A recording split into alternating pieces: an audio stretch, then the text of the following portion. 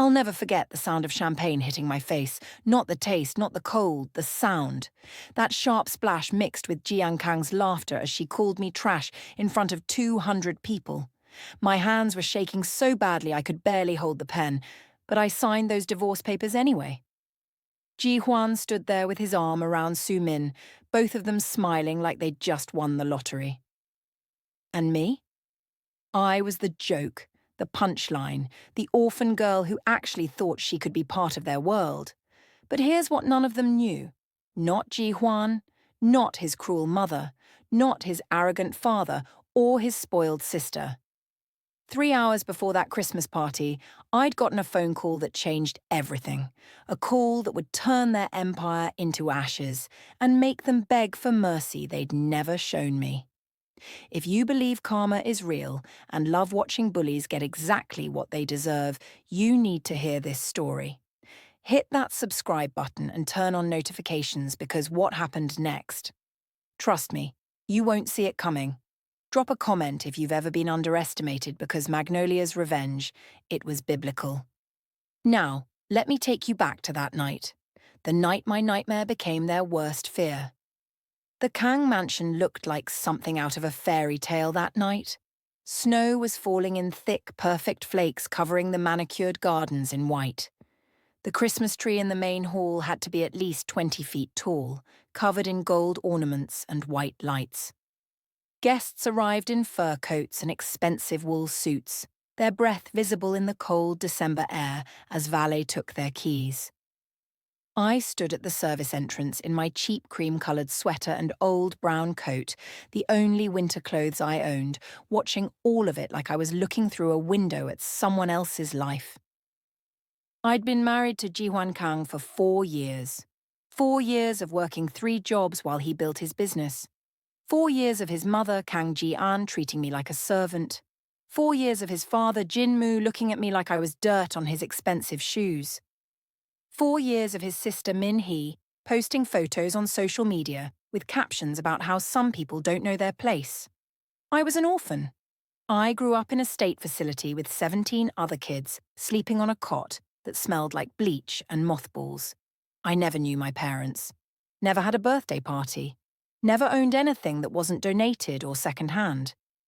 When Ji Huan noticed me at the coffee shop where I worked, I thought it was a miracle. He was handsome, charming, from a wealthy family. He said he loved me. He said none of that other stuff mattered. I was so stupid. Ji-an answered the door herself that night, wearing a burgundy velvet dress that probably cost more than I made in 6 months. Her diamond necklace caught the light from the chandelier, and she looked at me the way you'd look at a stain on your carpet. "You're late," she said. "The guests need drinks. Get inside and make yourself useful. Not hello, not Merry Christmas, just orders." I swallowed my pride. I'd gotten good at that and walked into the house that had never felt like home. The party was already in full swing. Men in charcoal and grey suits talked about stock portfolios and golf courses. Women in silk dresses and fur shawls laughed about their winter vacations in Aspen in Paris. And there was me weaving through them with a tray of champagne glasses invisible except when someone needed a refill. I saw Ji Huan across the room and my heart did this pathetic little jump it always did. He was wearing a dark suit that fit him perfectly, his hair styled just right, but he wasn't alone. There was a woman next to him, beautiful, tall, wearing a champagne-coloured gown that hugged her like water. Her hand was on his arm. Her name was Su Min. I'd heard Min-hee mention her before, always in that sing-gong voice she used when she was being deliberately cruel. That's Su Min Richardson. Min-hee had told me once, her father owns Richardson and Associates, you know, the biggest law firm in the state. She's perfect for Ji Huan. Actually went to college, has a family. Not like some people. I'd pretended not to hear. I pretended a lot. The night got worse fast.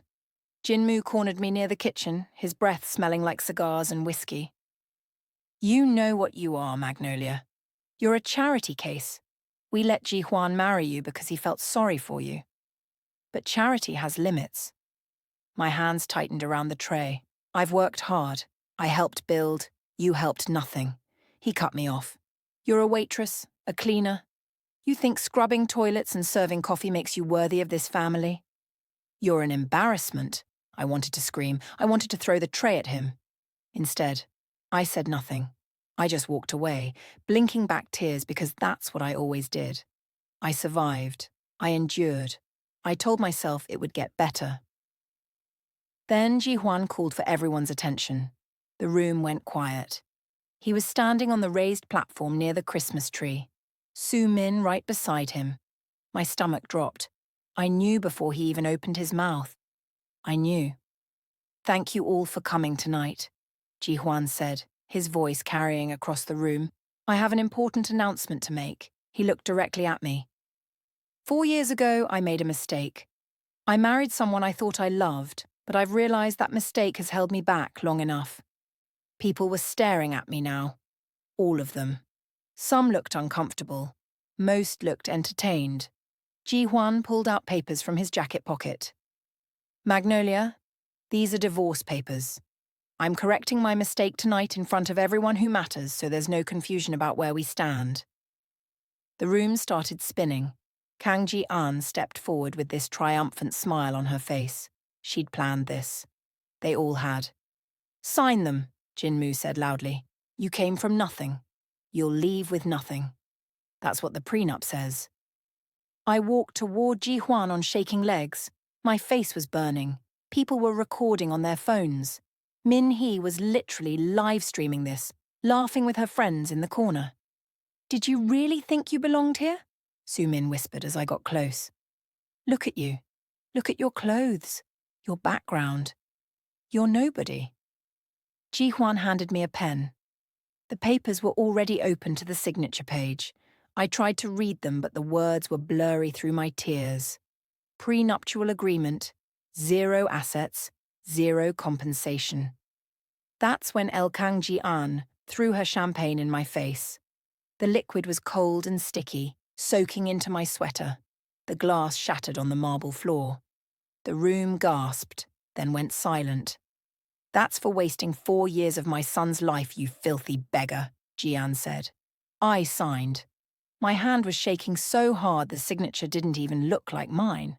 But I signed. What else could I do? I had nothing. I was nothing. At least that's what they'd convinced me to believe. Ji-hwan handed me $500 bills for the bus. Consider it charity. Security guards grabbed my arms, actual security guards like I was a criminal, and dragged me toward the door. People were laughing, taking pictures. Min-hee shouted, "Buy trash! Don't come back!" They threw me out the front gates into the snow. My wedding ring slipped off my frozen finger and disappeared into the white. I didn't bother looking for it. I sat at a 24-hour diner 3 miles away, my phone at 2% battery, my sweater still damp with champagne. I had $247 in my bank account and nowhere to sleep.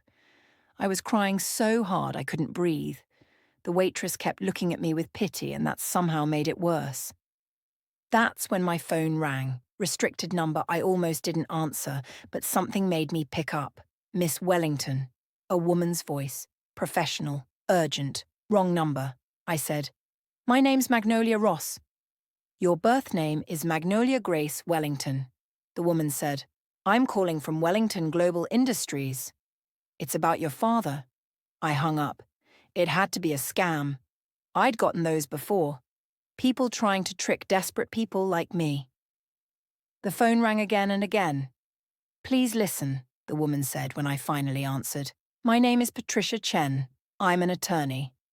I'm sitting outside the diner right now with a man named Harold, our private investigator. We've been searching for you for 24 years. If you give us 5 minutes, we can prove everything." I looked out the window. There was a black car in the parking lot. 2 people got out, an elderly man in a tan overcoat and a sharp-looking woman in a grey pica coat. They walked into the diner and sat down across from me like this was completely normal. Harold slid a folder across the table. "Open it." Inside were photographs, DNA test results, legal documents, birth certificates, and a picture of a woman who looked exactly like me. Same eyes, same face, holding a newborn baby. "That's Catherine Wellington," Patricia said quietly. Your mother. She died the night you were born. I couldn't speak, couldn't breathe. Harold leaned forward. Your father is Jonathan Wellington. He owns Wellington Global Industries, hotels, real estate, technology. It's a 6.2 billion empire. You were stolen from the hospital the night your mother died by a nurse named Ruth Coleman. She raised you in poverty, never told you the truth. When she died, she left a confession letter. It took us 8 years to track you down. This is insane, I whispered. Your father is dying. Patricia said, pancreatic cancer. He has maybe 6 months left. His dying wish is to meet his daughter, to give you everything that should have been yours from the beginning. I started laughing, not because it was funny, but because it was too much, too impossible. A few hours ago, I was being thrown out of a mansion like garbage, and now these people were telling me I was a billionaire's daughter. Prove it, I said. Patricia pulled out her phone and called someone. An hour later, I was in a private car driving to an estate that made the Ashford mansion look like a garden shed. And there, in a wheelchair with an oxygen tank, was a man who had my eyes. Jonathan Wellington looked at me and tears started rolling down his face. Magnolia, he whispered. My God, you look just like her. I broke down completely.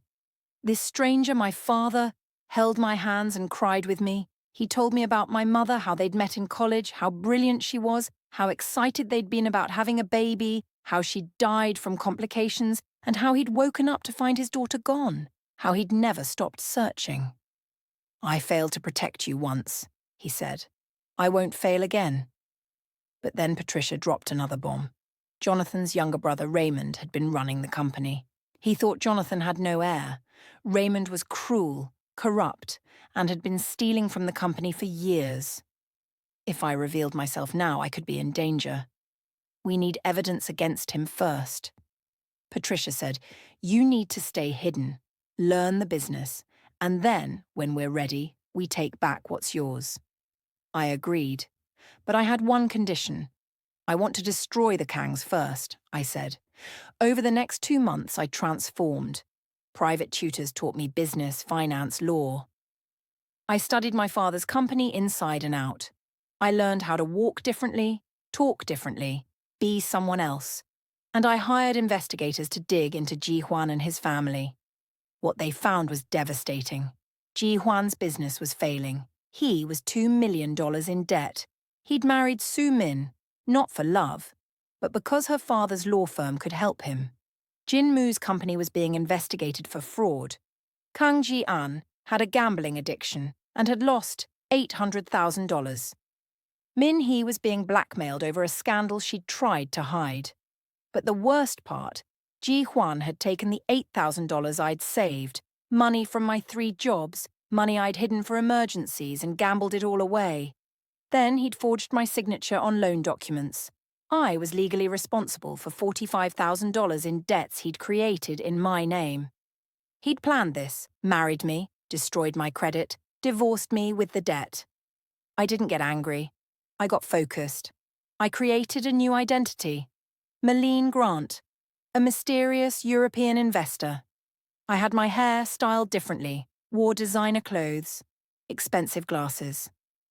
I looked nothing like the girl they'd thrown out in the snow. Then I approached Jin Mukang's company with a $10 million investment proposal. He didn't recognize me. None of them did. The board meeting was surreal. I sat across from Jin Mu, Kang Ji-an, Ji Huan, and here's the twist, Raymond Wellington, my uncle. Turned out he and Jin Mu were partners in a shady real estate scheme. Miss Grant, Jin Mu said, practically drooling, your offer is very generous. I believe in investing in the right people, I said, looking directly at Ji Huan. He kept staring at me like something was familiar, but he couldn't place it. Kang Ji-an insisted on a celebration dinner at the mansion, the same mansion where they'd humiliated me. I wore an elegant taupe cashmere dress and walked through those doors like I owned them. Ji Huan was there with Su Min, who was now his wife. She was pregnant. But my investigators had already told me the truth. The baby wasn't Ji Huan's. She'd been pregnant before they even got married. The real father was her ex-boyfriend, Eric, and she'd trapped Ji Huan for his money. During dinner, I asked about Ji Huan's previous marriage. Oh, that. El Kangjian laughed. He was married to some orphan trash. We got rid of her. Ji Huan actually smiled. Biggest mistake of my life. Marrying her, not divorcing her. I recorded every word. Raymond pulled me aside later. Something about you feels off, he said. His eyes were cold. My brother keeps sending spies to investigate me. If you're one of them, you should know I've destroyed people for less. I'm just an investor, I said calmly, but I knew my time was running out. Then Patricia called. Jonathan had collapsed. He was in the hospital dying faster than expected. I rushed there and he grabbed my hand with what little strength he had left. Finish this, he whispered. Take what's yours. Destroy them all. I made my decision right there. No more waiting.